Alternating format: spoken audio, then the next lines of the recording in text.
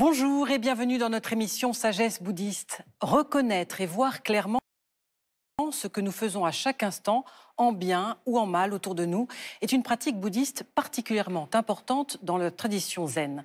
C'est la pratique de la repentance. Voir ses erreurs permet de s'en libérer. C'est ce que nous allons comprendre avec notre invité Yasho, Valérie Guénaud. Nous définirons ce qu'est la repentance au regard de la responsabilité, puis nous verrons comment la pratiquer à un niveau individuel et collectif, et pourquoi cette pratique permet finalement d'acquérir sagesse et compassion. C'est avec joie que nous retrouvons donc notre invitée, Valérie Guénaud, de votre nom du Dharma Yasho.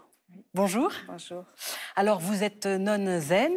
Vous êtes l'une des responsables du monastère de Kanshoji, qui est établi en Dordogne, dans le Périgord vert, auprès de votre maître Jean-Pierre Faure. Merci de répondre à nos questions aujourd'hui, et notamment sur ce thème de la repentance, qui est un thème qui vous est cher. Pourquoi ? C'est un thème qui m'est cher parce que dans ma vie, j'ai pu faire l'expérience de la puissance de cette pratique. Par exemple, dans des relations conflictuelles, installées depuis longtemps, pour lesquelles on ne trouve pas de solution. À un moment, au bout de plusieurs années, j'ai décidé d'arrêter de regarder quel était le problème chez l'autre, et plutôt de regarder en moi ma responsabilité dans cette situation. Et à partir du moment où j'ai commencé à regarder en moi, la situation tout doucement a commencé à évoluer.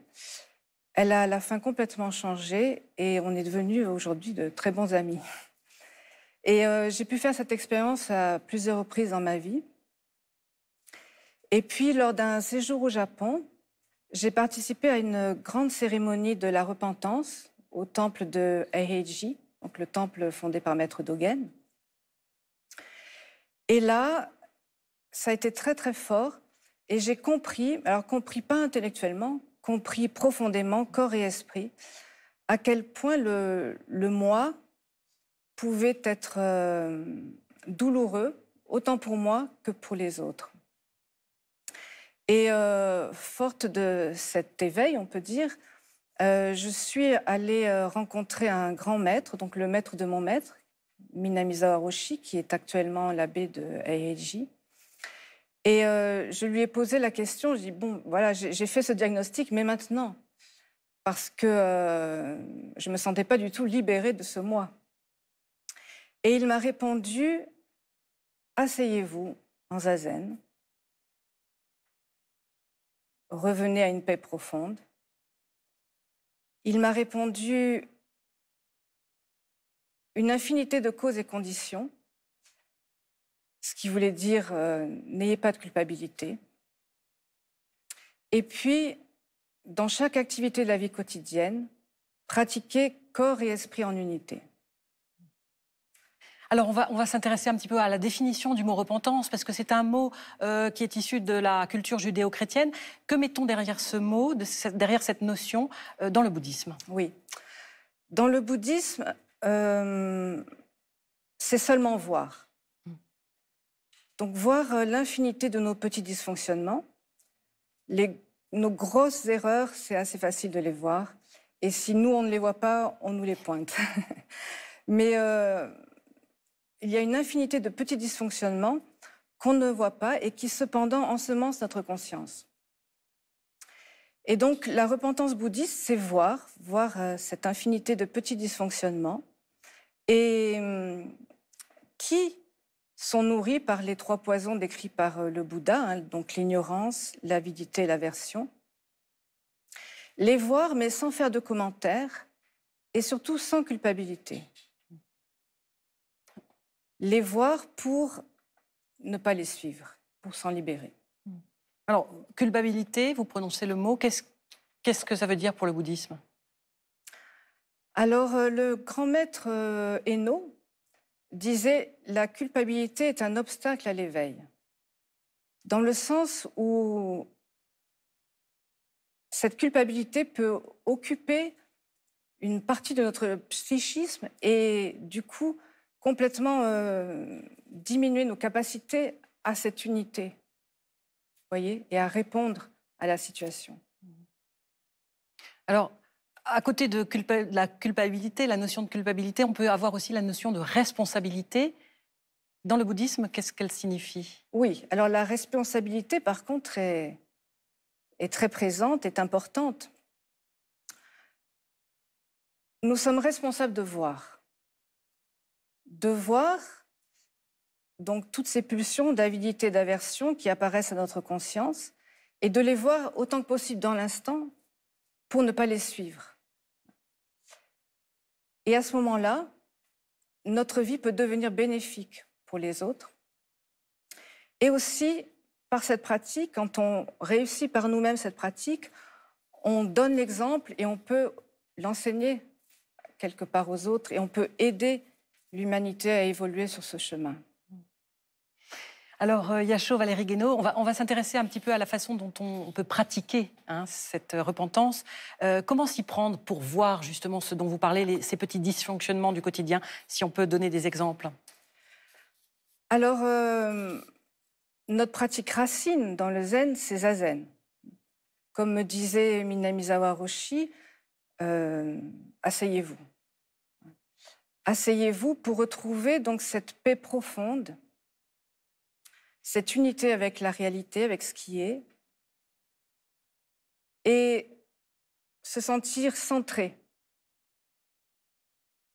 C'est à partir de là qu'on peut voir à la racine ces pulsions d'avidité et d'aversion apparaître, et que parce que l'on est bien centré, parce que l'on est bien là, parce que notre esprit est en paix, on peut les voir et les laisser passer. Mais bien sûr, il faut aussi vouloir voir. C'est pour ça que la notion de culpabilité est très importante. Si on se sent coupable à chaque fois que l'on voit un de nos dysfonctionnements, on ne va pas vouloir aller voir. Donc il faut bien comprendre que cette notion de culpabilité n'appartient pas au bouddhisme. Oui. Il faut repousser cette notion, finalement. Il faut la comprendre et la repousser. Pour comprendre cette notion, dans ces grandes cérémonies de la repentance, on chante un extrait du sutra de Samantabhadra qui dit « Si une personne souhaite se repentir, laissez-la s'asseoir et méditer sur la véritable nature des choses. » Et ça continue en disant « Nos égarements sont comme la rosée du matin, évaporés en un instant par le soleil de la sagesse. » Donc, il faut voir que la véritable nature des choses, c'est, nous dit Bouddha, toutes les existences sont soumises à la loi de l'impermanence et de l'interdépendance. Toutes les existences. Que ce soit mon corps, que ce soit mes pensées, mes émotions, toutes sont soumises à la loi de l'interdépendance et de l'impermanence. Et alors, vis-à-vis de la culpabilité, certaines personnes, après avoir fait de grandes fautes dans leur vie, gardent cela à l'esprit toute leur vie ou de nombreuses années. Mais en fait, on doit comprendre que c'est notre mental qui donne corps, qui donne vie à cette erreur passée. Mais ici et maintenant, elle n'existe plus. Elle est soumise à la loi de l'impermanence et de l'interdépendance. C'est notre mental qui nous empêche de vivre cette impermanence et cette interdépendance. Est-ce que par la repentance, on aspire finalement à la pureté? L'intérêt de la repentance, c'est de voir, donc de se libérer, pour arriver dans la situation suivante avec un esprit clair et pur, on peut dire. Et ça, donc, c'est une pratique de chaque instant. Mais on ne recherche pas à être un être humain pur. L'être humain, jusqu'à sa mort, est soumis aux pulsions d'avidité et d'aversion et doit pratiquer l'éveil pour s'en libérer. Cet attachement à la pureté, c'est quelque chose dont il faut se méfier plutôt, qui souvent, les personnes qui sont attachées à la pureté se donnent beaucoup de règles, se battent avec leurs démons, deviennent parfois rigides, et lorsqu'elles voient des imperfections chez l'autre, elles les rejettent. ce qui est important dans la repentance bouddhiste, c'est de voir nos dysfonctionnements, de voir que comme chaque être humain, nous sommes soumis aux 3 poisons, et de le voir chez soi, ça nous donne beaucoup de compassion pour les erreurs des autres aussi. Pourquoi dit-on que c'est une pratique essentielle à la voix? Alors c'est une pratique essentielle parce que pour guérir, il faut faire le bon diagnostic. Si je me crois au sommet, je ne prendrai jamais le chemin pour arriver au sommet. Donc c'est en voyant la folie du monde, en voyant ma propre folie, que je suis amenée à pratiquer. Moi, quand j'avais 20 ans, quand j'ai commencé à pratiquer, je voyais la folie du monde, je voyais ma propre folie, et je ne savais pas quoi faire dans ce monde. Quand j'ai rencontré Zazen, vraiment, je me suis dit, oui, ma seule raison de vivre, c'est effectivement d'essayer de m'élever un petit peu au-dessus de cette folie et d'essayer d'aider l'humanité à s'élever au-dessus de ces 3 poisons. Parce que quand on voit ses propres défauts, finalement, on accepte plus facilement ceux des autres. Oui, c'est ça, c'est ça. Ça nous donne... Alors, de les voir chez soi et bien sûr de les accepter chez soi, ça nous donne beaucoup plus de douceur et effectivement de la compassion pour les autres. Oui. Alors, pour conclure, Valérie Guénaud, quelles sont les vertus finalement de cette pratique, à la fois pour soi et pour le reste de l'humanité?